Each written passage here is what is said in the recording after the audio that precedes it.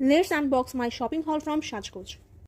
Skin cafe aloe vera 98% gel, এটা weight হচ্ছে 240 ml, এটা রেগুলার প্রাইস হচ্ছে 500 টাকা, তারা আমার কাছ থেকে ডিসকাউন্টে এটা নিয়েছি 310 টাকা।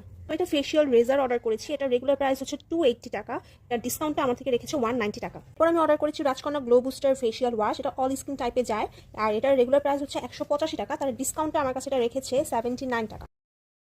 এখানে আমি রঙ্গন হার্বসের রোজ হিপ এসেনশিয়াল অয়েল অর্ডার করেছি, এটার হচ্ছে রেগুলার প্রাইস 550 টাকা, আমার কাছে ডিসকাউন্টে রেখেছে 485 টাকা।